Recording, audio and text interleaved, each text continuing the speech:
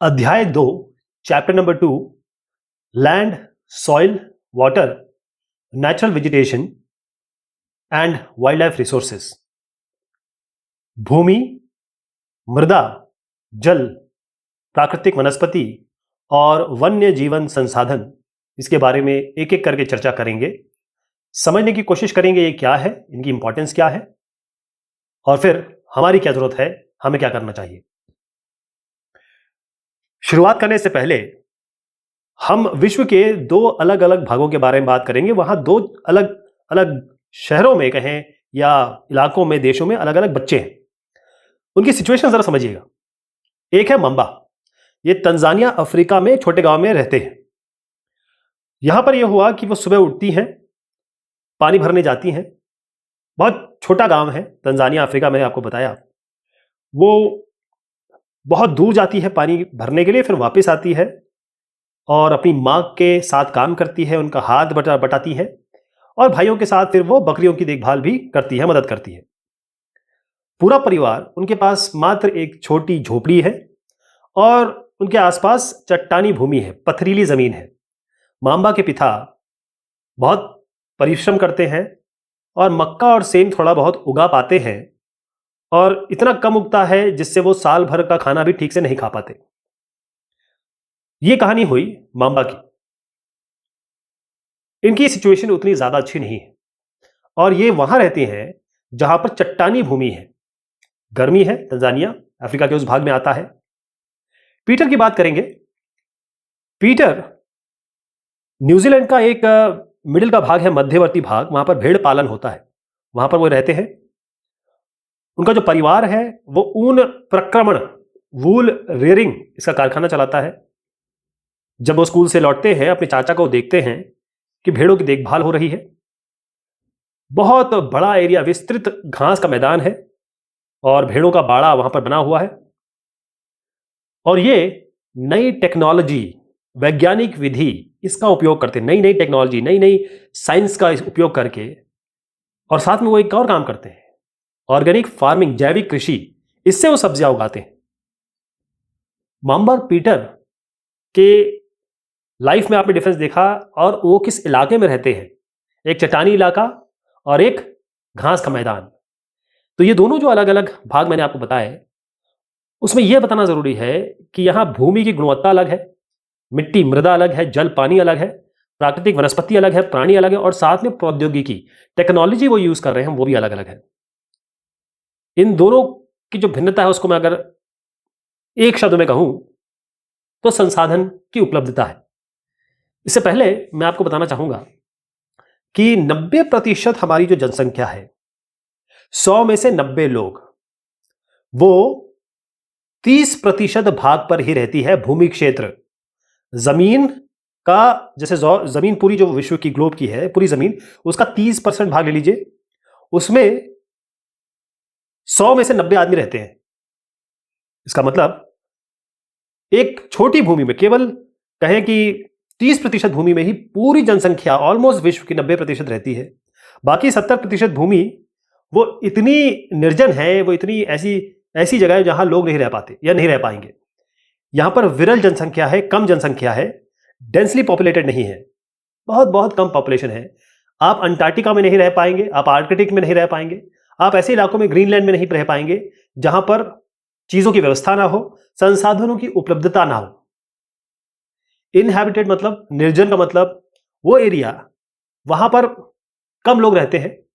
अगर आप अंटार्कटिका की बात करेंगे, वहां केवल लोग रिसर्च करने जाते हैं, वहां लोग रहते नहीं है, बच्चों को पढ़ाते नहीं है, वहां पर अपनी जीविकोपार्जन नहीं करते। इस चीज को ध्यान रखिएगा। अब मैं आपको भूमि से बात शुरू करता हूं। भूमि ये हमारे सबसे महत्वपूर्ण प्राकृतिक संसाधनों में से आती है। जैसे मैंने बताया कि भूपृष्ठ कहते हैं इसको, इसके कुल क्षेत्रफल का लगभग 30% भाग भूमि है। जितनी भी जमीन है उसका 30% भाग भूमि है। और इस थोड़े से प्रतिशत में भी सभी जमीन ऐसी नहीं है जहां पर हम लोग रह सकें। जैसे मैंने आपको 1930 वाला रेशियो बताया, और ये केवल इसलिए होता है क्योंकि हर जगह की जमीन अलग है, जलवायु अलग है, क्लाइमेट अलग अलग है। इसीलिए जनसंख्या आपको अलग जगह अलग अलग मिलेगी। कहीं पर उबड़ खाबड़ जमीन है, कहीं पर बहुत बहुत स्टीप पर्वत का ढाल है, जैसे माउंटेन है। आप क्या रह सकते हैं यहाँ पर, इस जगह पे रह सकते हैं? मुझे नहीं लगता कोई रहेगा यहाँ पे। ये इतनी तीव्र ढाल है इसकी, इतना स्टीप है। अगर पानी आ रहा है यहाँ पे इस जगह पे, तो आप इस जगह रहेंगे कभी? क्योंकि ये इसको कहते हैं जलाक्रांत संभावित निम्न क्षेत्र। इसका मतलब जरा सा भी पानी बढ़ा तो आप इस पानी की जद में आ जाएंगे, पानी में डूब जाएंगे। इस जगह तो रही नहीं रहेंगे आप। यानी अगर बहुत स्टीप पर्वत है, उबड़ खाबड़ जमीन है, स्थलाकृति है, पथरीली जमीन है, पहाड़ी जमीन है, या जलाक्रांत संभावित निम्न क्षेत्र है जो मैंने आपको दिखाया, मरुस्थल, सहारा में बहुत कम लोग रहते हैं। आप देखिए राजस्थान के जो इलाके हैं जहां मरुस्थल है, चलिए उसको छोड़िए, आप लद्दाख देख लीजिए, -40 डिग्री, वो ठंडा ठंडा डेजर्ट है। वहां पर कितने कम लोग रहते हैं? सहारा डेजर्ट में कम लोग रहेंगे। ऐसा जगह जहां पर दिन में 50 डिग्री 60 डिग्री जाता है, रात को -50 डिग्री चला जाता है, इन इलाकों में लोग नहीं रहते, कम रहते हैं। अच्छा, किसी जगह पे बहुत ज्यादा वन है, जंगल है, बहुत बहुत डेंसिटी पेड़ों की ज्यादा है, तो वहां जानवर भी होंगे, उस जगह जानवर होंगे, तो वाइल्ड लाइफ बहुत ज्यादा होगी, लोग वहां भी रहना पसंद नहीं करते। इन इलाकों में मैं फिर से बताता हूं, उबड़ खबड़ हो, पर्वतों की तीव्र ढाल हो, जलाक्रांत संभावित निम्न क्षेत्र हो, मरुस्थल क्षेत्र हो, यहां पर लोग नहीं रहते, निर्जन है। अब देखिए उस जगह पे जहां पर उर्वर मैदान हो, जहां पर जमीन में पैदावार हो सकती है, और नदी घाटी देखिए, जहां जहां नदी होगी उसकी जो घाटियां होती है, रिवर वैलीज, ये ऐसी जमीन होती है जहां पर लोग रहना पसंद करते हैं। ये बहुत अच्छी उपयुक्त भूमि है। आपको हिस्ट्री में याद होगा, जितनी भी सिविलाइजेशन, जितनी भी सभ्यताएं हम जानते हैं, वो सारी की सारी नदियों के आसपास थी, नदियों के आसपास फली फूली। किसी का भी नाम ले लीजिए, सिंधु घाटी की सभ्यता, मिस्र सभ्यता, कोई भी नाम ले लीजिए। वो इसीलिए क्योंकि नदी के आसपास जो मिट्टी डिपॉजिट होती है वो उपजाऊ होती है, और नदी खुद पानी देता है, नदी से पानी मिल जाता है। तो जहां पानी मिलेगा, जहां पर आप कुछ पैदावार कर सकेंगे, वहां पर आप लोग रहेंगे, और वहां की जलवायु भी ठीक ठाक होती है। तो यह स्थान विश्व के सबसे सघन बसे क्षेत्र है। ऑस्ट्रिया का सैल्सबर्ग इलाका मैं आपको दिखा रहा हूं, ये चित्र में है, और यहां पर बहुत सारे लोग रहते हैं। तो एक जमीन तो जमीन होती है, लेकिन हर जमीन एक जैसी होती है, लेकिन उस जमीन का किस तरीके से उपयोग होता है उसे हम भूमि उपयोग कहते हैं, लैंड यूज कहते हैं। लैंड यूज, ध्यान रखिएगा, लैंड का किस तरीके से इसका उपयोग हो रहा है उसे लैंड यूज कहेंगे। ये वही जमीन पे क्रिकेट स्टेडियम बना सकते हो आप, उसी जमीन का कुछ उपयोग ना करके वहां पर गाय बैल चरवाहों की तरह लोग इसको ले आते हैं अपने और चारा खिलाते हैं, ये हो सकता है वही जमीन।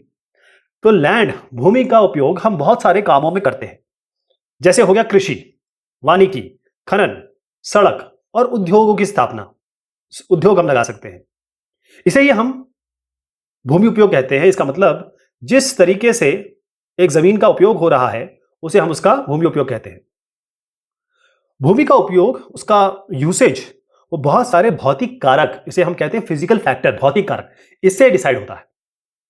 जैसे स्थलाकृति देख लीजिए, टोपोग्राफी कि कैसी है जमीन, सीधी है, उबड़ खाबड़ है, या उच्चावच ज्यादा है, हाइट ज्यादा है, स्टीपनेस ज्यादा है। इस जगह पे आप रह सकते हो, ये जो मैंने आपको दिखाया, यहां रह सकते हो आप, मुश्किल होगा।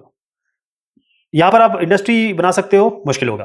लेकिन अगर आपकी जमीन इस तरीके से है जो मैं आपको दिखा रहा हूं, यहां पर आप एक्सपेक्ट कर सकते हैं, चलिए हम यहां पर रह भी सकते हैं। अगर क्लाइमेट की बात करेंगे, बहुत ज्यादा ठंडा है, -40 -50 डिग्री पे, तो कैसे रहेंगे आप? वहां पर लैंड यूज डिफरेंट हो जाएगा उसी जमीन का। एक जगह पर मिनरल बहुत ज्यादा है, खनिज बहुत मिलता है, बहुत सारा मिनरल है, मान लीजिए लोहा अयस्क बहुत मिलता है, तो यहां खनन होगा, माइनिंग होगी, खनन कहते हैं उसे। अगर बहुत ज्यादा पानी है, बहुत ज्यादा पानी है, तो उस जगह का लैंड यूज, भूमि उपयोग अलग हो जाएगा। जल की उपलब्धता, एक हमारे अलग कारण भी है, मानवीय कारक भी है, जैसे जनसंख्या, लोग कितने हैं, और टेक्नोलॉजी क्या है। तो लोग और साथ में जो प्रौद्योगिकी है, ये भी डिफाइन करता है कि हम लैंड का यूज कैसे करेंगे, भूमि का उपयोग कैसे करेंगे। अगर आपने न्यूजीलैंड में देखा तो जनसंख्या कम है, टेक्नोलॉजी बहुत अच्छी है। मांबा में जनसंख्या जो भी बताई गई हो, लेकिन उनके पास टेक्नोलॉजी नहीं है। तो यहां पर आप जनसंख्या और प्रौद्योगिकी को भी जोड़ेंगे, टेक्नोलॉजी को भी जोड़ेंगे, और स्थलाकृति, मृदा, जलवायु, खनिज और जल, वाटर, इन सब के हिसाब से तय होगा कि भूमि का उपयोग क्या होने वाला है। अब आपको यहां पर एक टेबल दिखाना चाहता हूं मैं। ये लैंड यूज, भूमि का उपयोग दिखाया गया है। यह बताया गया है यहां पर कि फसल भूमि यानी कि क्रॉपलैंड कितनी है, यहां पर फसल उगाई जाती है। पैस्चर यानी चारागाह, वन, इसका मतलब फॉरेस्ट, जंगलात, और उसके अलावा जो बाकी यूज है। हिंदुस्तान में आप आ जाइए, यहां पर सबसे ज्यादा परसेंटेज जो जमीन हम यूज करते हैं वो है फसल के लिए, कल्टीवेशन के लिए। चारागाह के लिए देखा जाए तो सबसे ज्यादा ऑस्ट्रिया का इलाका है, फिर सबसे ज्यादा वन जापान में है, कनाडा में इन सबके अलावा 52% सबसे ज्यादा बाकी चीजों में जमीन का उपयोग होता है। अगर पूरे विश्व को देखा जाए तो फसल की भूमि केवल 11% है, केवल 11%। चारागाह 26% है पूरे विश्व के, वन 31%, अन्य उपयोग इसके अलावा 32% है। किसी देश में किसी चीज का ज्यादा इलाका है, किसी में कम है, और ये केवल इसीलिए है क्योंकि लोग अलग हैं, लोगों की तादाद अलग है, प्रौद्योगिकी अलग है, टेक्नोलॉजी अलग है, स्थलाकृति अलग है, जल अलग है, हर जगह वाटर की उपलब्धता अलग है। तो इसीलिए ये आप डिफरेंस देख रहे हैं। अब मैं कैटेगरी में डिवाइड करूंगा, एक एक करके इसको डिवाइड करेंगे।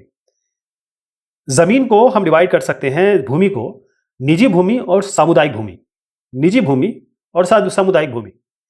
तो जमीन को या उसके उपयोग को हम प्राइवेट लैंड या कम्युनिटी लैंड, निजी भूमि या सामुदायिक भूमि। निजी भूमि का मतलब होता है मैं और आप, हमारी होगी जमीन, मेरी जमीन है, आपकी जमीन है, यह हमारी पर्सनल जमीन है। सामुदायिक भूमि का मतलब है जैसे एक गांव की जमीन हो गई, पंचायत की जमीन हो गई, समुदाय की जमीन हो गई, कम्युनिटी की जमीन हो गई। मतलब ये मेरी आपकी नहीं है, हम सभी की है। हमारे यहाँ एक शादी होगी तो हम उस शादी हॉल जो सामुदायिक शादी हॉल है वहां हम जा सकते हैं, उसका उपयोग कर सकते हैं। एक पार्क होगा, वो सबके लिए होगा, ना आपका ना मेरा, सबका। लेकिन मेरा पार्क अगर मेरे घर की जमीन है तो आप नहीं आ सकते क्योंकि वो मेरी जमीन है, वो निजी जमीन है। ये डिपेंड करता है समुदाय संबंधित व्यक्तियों से लिए हम उपयोग करते हैं ये वर्ड। तो चारा, फल या ये कहें औषधि बूटियां, ये जो एकत्रित करना है, ये हो सकता है कि ऐसा इलाका हो जहां पर सभी लोग कर रहे हों। तो ये जो सामुदायिक भूमि है इसको हम साझा संपत्ति संसाधन कहते हैं। इसको हम साझा संपत्ति संसाधन कहते हैं। यहां पर हर आदमी सब कुछ कर सकता है। मेरी जमीन में कोई अगर फल या कोई औषधि बूटी लेने आएगा तो मैं उसे डांट सकता हूं। यहां पर मैं आपको कुछ चीजें बता रहा हूं, ये आगे आने वाली है, ये सब जो मैं लिख रहा हूं ये कुछ थ्रेट्स है जमीन के लिए, कुछ हमारे एनवायरमेंट के लिए। जैसे लैंड डिग्रेडेशन हो गया, लैंडस्लाइड, सॉइल इरोजन, डिजर्टिफिकेशन, ये थोड़े थ्रेट है हमारे लिए। क्योंकि आज कृषि और निर्माण संबंधी गतिविधियों के प्रसार के कारण जमीन का निम्नीकरण हो रहा है, भूस्खलन हो रहा है, मृदा अपरदन हो रहा है, सॉइल इरोजन, मरुस्थलीकरण हो रहा है। यहां पर एक चित्र दिखाना चाहता हूं आपको। एक जमाने में, जैसे आपके पिताजी, मेरे पिताजी एक ऐसे इलाके में रहते थे जहां पर हरियाली थी, हमारे खेत थे, चरवाही गिरी हो रही थी। फिर उसके बाद इलेक्ट्रिसिटी आ गई हमारे गांव में। यहां पर इलेक्ट्रिक वायर आप देख रहे हैं, वायर लग गए। और जो हम हट्स पे रहते थे, झोपड़ियों में रहते थे, अब ये थोड़ा ठीक ठाक हो गया। थोड़े थोड़े किसी की हट्स है और किसी के घर बन गए। ईंटों का उपयोग, सीमेंट का उपयोग थोड़ा बहुत हो गया। थोड़ा और समय बाद रोड बन गए प्रॉपर। रोड आ गए तो कारें आ गई, लोगों के पास ठीक ठाक पैसा आ गया तो और भी घर बड़े हो गए। लोगों ने जमीन खरीदी, यहां पर कम्युनिटी ने या फिर किसी निजी जमीन खरीदे गए, उन्होंने अपनी और चीजें इसको डेवलप किया। पहले ट्रैक्टर हुआ करते थे या लोग पैदल चलते थे, अब लोग कारों से चलते हैं इस जगह पे। और उसके बाद यहां पर मल्टी राइज बड़ी बड़ी बिल्डिंग्स बनने लगी, बड़े बड़े फ्लाईओवर्स आ गए। ये चार जो चित्रण मैंने आपको दिखाए हैं ये बता रहा है कि भूमि का उपयोग समय के अनुसार कैसे परिवर्तित होता है। एक जमाने में क्या था, आज क्या है, इस तरीके से भूमि परिवर्तन होता है। जरूरी यह हो जाता है कि हम भूमि संसाधन का संरक्षण करें। मैं कहीं नहीं कह रहा हूं कि यह गलत है। आप ही कहेंगे कि कितना अच्छा गांव था, इसको तो बर्बाद कर दिया, इस पे इतनी बड़ी बड़ी बिल्डिंगें खड़ी हो गए। डेवलपमेंट होना चाहिए, लेकिन यह सस्टेनेबल डेवलपमेंट होना चाहिए, सतत पोषणीय डेवलपमेंट होना चाहिए। हम आदि मानव की तरह तो नहीं रह पाएंगे, लेकिन उसका मतलब यह नहीं कि हम जमीन का ऐसा उपयोग करें जो हमारे लिए खतरनाक हो। तो ये जो मैंने बात कही है, यहीं से एक बात निकलती है, उसे कहते हैं भूमि संसाधन का संरक्षण, या आप इसे कहेंगे कंजर्वेशन ऑफ लैंड रिसोर्स, भूमि संसाधन का संरक्षण। अब यह संरक्षण किसके लिए जरूरी है? हर एक इंडिविजुअल, मैं और आप सबके लिए है। तो हमको यह समझना जरूरी हो जाता है कि कंजर्वेशन ऑफ लैंड रिसोर्सेस क्या है। आज जब जनसंख्या बढ़ रही है, जनसंख्या की मांगे बढ़ रही है, इस कारण से भूमि और कृषि योग्य भूमि, इस पर इसका विनाश बहुत ज्यादा हुआ है। क्योंकि पॉपुलेशन बढ़ेगी तो आपको और ज्यादा पैदावार करनी होगी, जमीन उतनी है नहीं, तो आपको जंगल काटने पड़ेंगे, ये करना पड़ेगा। तो हम लैंड यूज चेंज करें। जो पहले फॉरेस्ट हुआ करता था, हमने उसको कल्टीवेशन लैंड बना दिया। इससे पहले कि मैं आपको कुछ चीजें इसमें जोड़ देता हूं, हमको करना क्या होगा, ये जो विनाश हो रहा है इसके लिए हमको वन का रोपण करना होगा। भूमि उद्धार, रासायनिक कीटनाशकों का जो उपयोग हो रहा है, उर्वरक का हम बहुत ज्यादा उपयोग कर रहे हैं, इसको हम कम करेंगे। बहुत ज्यादा जो अतिचारण कहते हैं, उसके बहुत सारे जानवर बहुत सारा चर जाते हैं, उसको हमें कम करना होगा। तो इसको मैं एक एक करके फिर से बताता हूं कि वन रोपण, एफॉरेस्टेशन करना होगा, लैंड रिक्लेमेशन यानी कि भूमि का उद्धार करना पड़ेगा। जो भी हम केमिकल वगैरह यूज करते हैं, फर्टिलाइजर बहुत ज्यादा यूज करते हैं, उसको कम करना पड़ेगा। और बहुत ज्यादा जो ग्रेजिंग हो रही है, जानवर जो चर रहे हैं बहुत ज्यादा, उसको हमको करना पड़ेगा। तभी हम कंजर्वेशन कर पाएंगे, संरक्षण कर पाएंगे जमीन का, भूमि का। अब मैं आपको यहां ले जाना चाहता हूं, लैंडस्लाइड क्या होता है।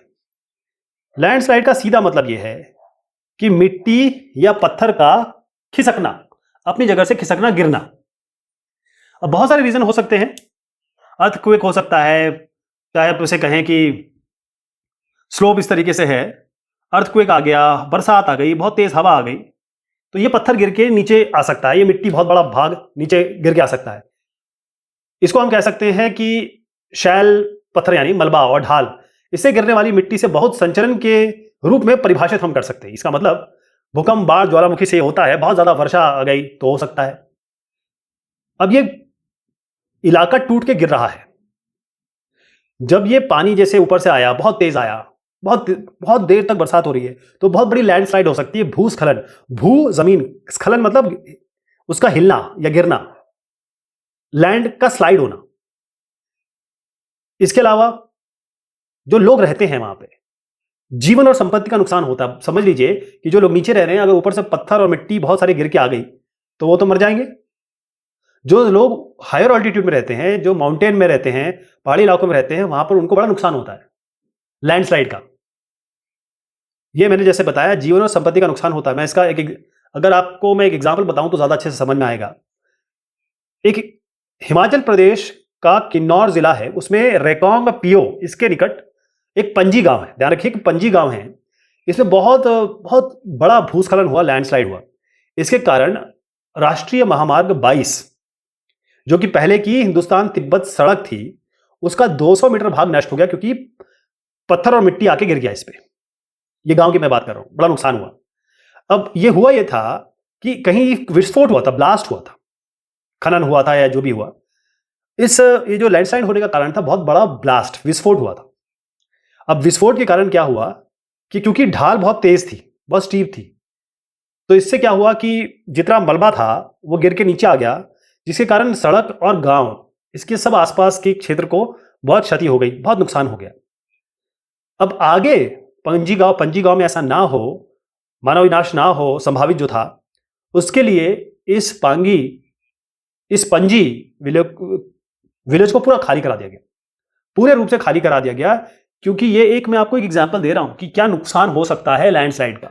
हम केवल सुनते हैं, हम इसको फील करें, ऑब्जर्व करें। तो अब आप कहेंगे इसको रोकने का तरीका क्या है, हम कैसे इसको मिटिगेट करेंगे, इसका न्यूनीकरण कैसे होगा, इसको कम क्या करने के तरीके हैं। तो पहला ये हो सकता है, साइंस और टेक्नोलॉजी हमारे पास है ना।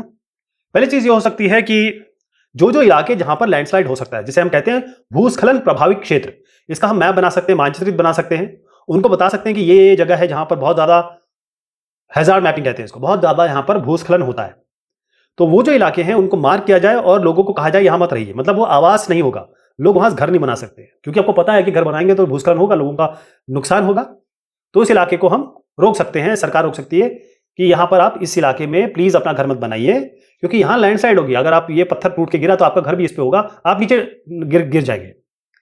उसके बाद ये होता है कि जैसे आप दीवार बना लीजिए, जैसे आप यहां चित्र में भी देख रहे हैं, इसे हम कहते हैं प्रतिरोधी दीवार। भूमि को खिसकने से बचाने के लिए हम प्रतिधारी दीवार बना सकते हैं। प्रतिधारी, बहुत बड़ी दीवार बना दीजिए तो उससे ऊपर की चीज नीचे नहीं गिरेगी, आपने रिटेन कर लिया, आपने कुछ फोर्स लगा दिया। उसके बाद सबसे बढ़िया है, मैं इससे अच्छी कोई तरीका नहीं हो सकता, आप इसमें लगाइए पेड़, जी भर के पेड़ लगाइए। जो पेड़ होते हैं उनकी रूट्स यानी उनकी जड़ें वो मिट्टी को पकड़ के रखती हैं, और जब मिट्टी को पकड़ के रखा है इन्होंने, तो ना तो मिट्टी नीचे आएगी, चाहे बरसात हो जाए चाहे हवा आ जाए कुछ भी। जितना ज्यादा फॉरेस्ट कवर होगा, जितना ज्यादा वनस्पति होगी, तो उतना वो मिट्टी को पकड़ के रखेगी, ये भूस्खलन होने के चांसेस बहुत कम हो जाएंगे। उसके बाद बहुत सारी चीज हो सकती है, जैसे जो पानी बहुत तेज बह के आ रहा है जमीन से ऊपर पहाड़ों से, उसको रोका जा सकता है इससे, क्योंकि पानी जो है बहुत जब देर तक होता है तो ये चीजें ढीली हो जाती हैं, वो गिर के चली आती हैं। तो ये मिटिगेशन की टेक्निक्स है। अब लेके चलता हूं मैं आपको मृदा पर, सॉइल, मिट्टी। पहले मैं आपको सॉइल का प्रोफाइल बता दूं। आप ऊपर खड़े हुए हैं, जहां पर खड़े होते हैं इसी को हम टॉप सॉइल कहते हैं, जिसमें ह्यूमस होता है, वेजिटेशन होता है। ह्यूमस और वनस्पति के साथ ये ऊपरी मृदा है, ऊपरी मिट्टी है, सबसे ऊपर वाली, मतलब ह्यूमस होता है इसमें, जैसे अर्थवॉर्म वगैरह होते हैं ना ह्यूमस। थोड़ा नीचे आ जाइए, यहां पर आपको बालू मिलेगी, गाद मिलेगी, क्ले। उसके नीचे आएंगे तो अपक्षयित चट्टानी परत, मतलब आप समझ लीजिए छोटे छोटे चट्टानी जैसे आपको वो चीज मिलेगी। सबसे नीचे जाएंगे तो एक जो ओरिजिनल चट्टान है, जनक चट्टानी जिसे कहते हैं, वो मिलेगा। वेदरिंग, जरा समझिए कि शब्द बार बार आएगा, इसको अपक्षय कहते हैं, वेदरिंग। चाहे तापमान का परिवर्तन हो, चाहे हवा आ रही है, पौधे, प्राणी, इनके अलावा शैलों का, पत्थरों का टूटना, इसी को हम अपक्षय कहते हैं। और 1 सेंटीमीटर मिट्टी बनाने के लिए सैकड़ों साल लग जाते हैं। केवल 1 सेंटीमीटर मिट्टी आप हाथ में उठाइए, आप देखेंगे कि यह सैकड़ों साल में बनी है। वेदरिंग ध्यान रखिएगा, वेदरिंग से ही, इसी से, अपक्षय से ही सारे मिट्टी बनते हैं। तो जो सबसे ऊपर की परत है, जिसमें दानेदार कण होते हैं, छोटे छोटे कण होंगे, उसको हम जो पतली परत है हमारे अर्थ क्रस्ट की, उसको हम मृदा या मिट्टी कहते हैं। इसमें ये बहुत सारी चीज हो सकती है। ये रॉक्स ही हैं, देखिए सारी चीज, ये रॉक, पत्थरों से ही मिट्टी बनती है। ये दिमाग में डालिए आप कि जो मिट्टी बनी है वो पत्थरों से बनी है। खनिज क्या है, उसमें जैव पदार्थ क्या है, इसी से पता चलता है। अगर उस मिट्टी में कितने खनिज है, जैव पदार्थ है, इससे पता चलता है कि जमीन फर्टाइल है, उपजाऊ है या नहीं है। जितना ज्यादा मिनरल होंगे, जितना ज्यादा ऑर्गेनिक मैटर या जैव पदार्थ होंगे, उतनी अच्छी जमीन होगी। सॉइल फॉर्मेशन के कुछ फैक्टर्स हैं, इसका मतलब कि मृदा निर्माण, मिट्टी निर्माण को प्रभावित करने वाले कुछ कारक है।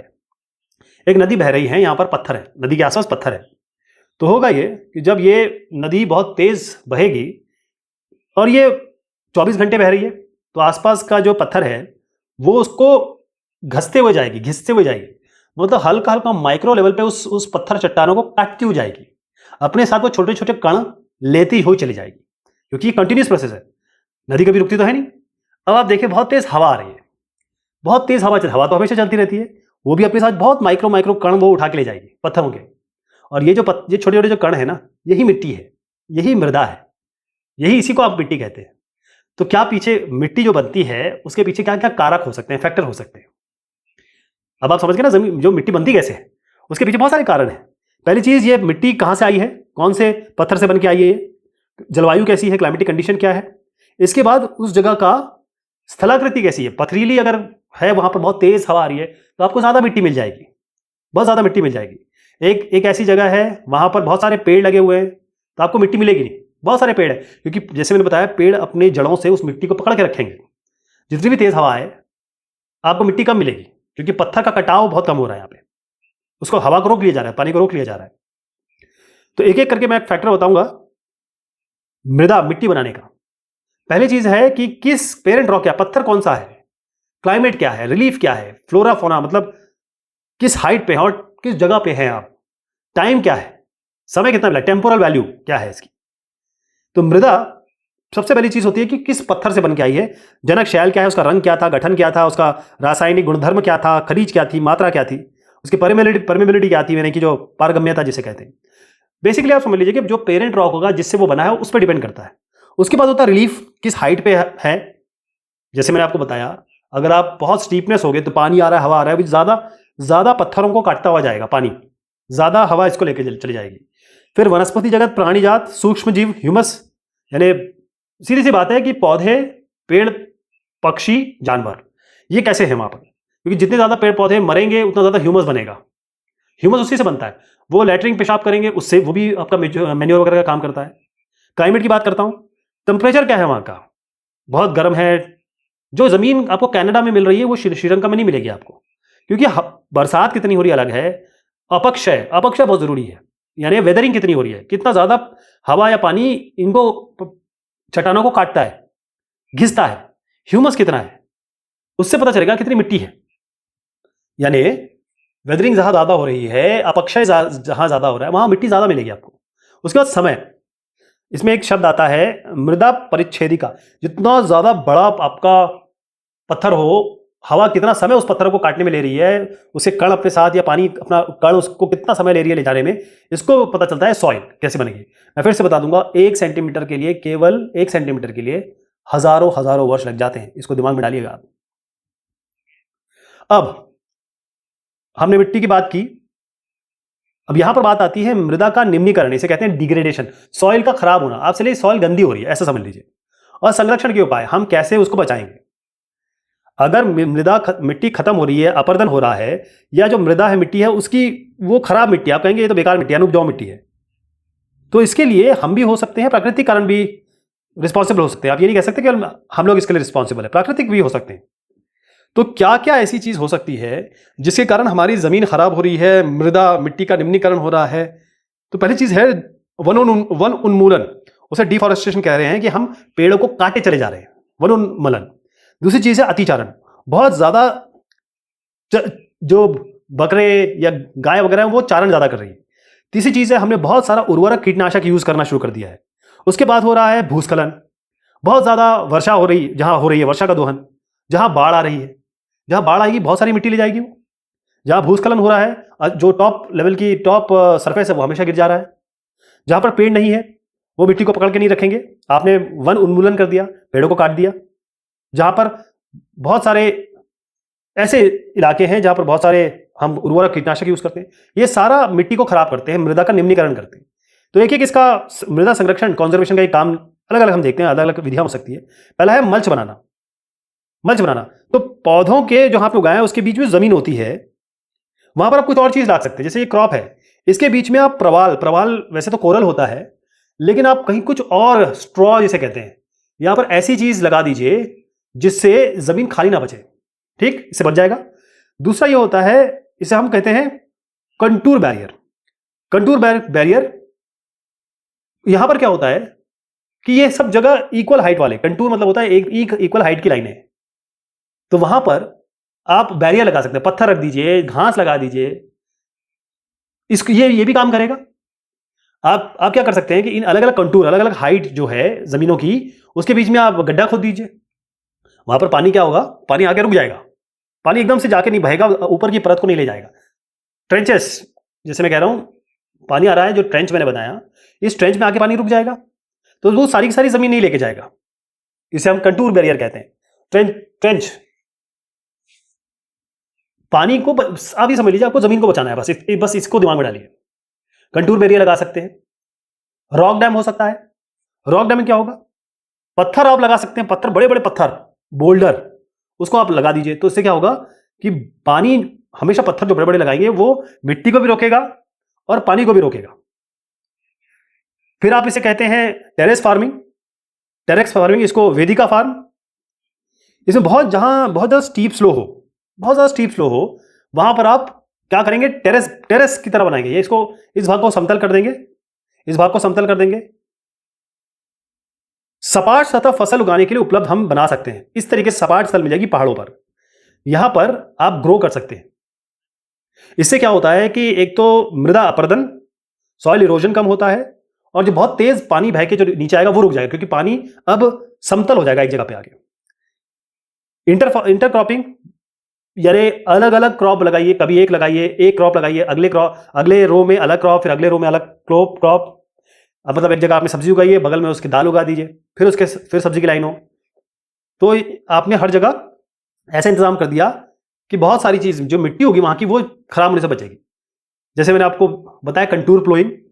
कंटूर फिर से समझिएगा, कंटूर को हम कहते हैं वो जगह कंटूर एक लाइन होती है, वो हर एक कंटूर की लाइन में इक्वल हाइट होती है, तो वहां पर उसको प्लो कर सकते हैं। एक बेसिकली क्या है, हमको नेचुरल बैरियर बनाना है।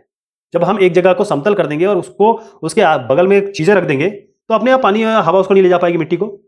एक और इसमें चीज आती है जिसको हम रक्षक मालाएं कहते हैं, शेल्टर बेल्ट्स। एक कोई इलाका है, कोस्टल इलाका है, बहुत तेज हवा चलती है, समुद्र के पास है, या ऐसा ड्राई रीजन है बहुत तेज हवा चलती है, तो आपका तरीका क्या है? आप क्या करें, पेड़ों को लगा दें। आप ये देखें सारी ट्रीज लगी हुई, पेड़ लगे हुए हैं। अब ये जो पेड़ हैं, जितनी भी तेज हवा आ रही होगी उसको रोक देंगे, उनकी स्पीड को कम कर देंगे, विंड की, हवा की स्पीड को कम कर देंगे। इससे क्या होगा कि हवा जो मिट्टी को ले जा सकती थी, पानी जो मिट्टी को ले जा सकता था, वो उसे रोक देगा। ओके, तो ये बात हुई। अभी हम एक आगे और बात करेंगे, तब तक के लिए शुक्रिया, मेहरबानी आप सभी की।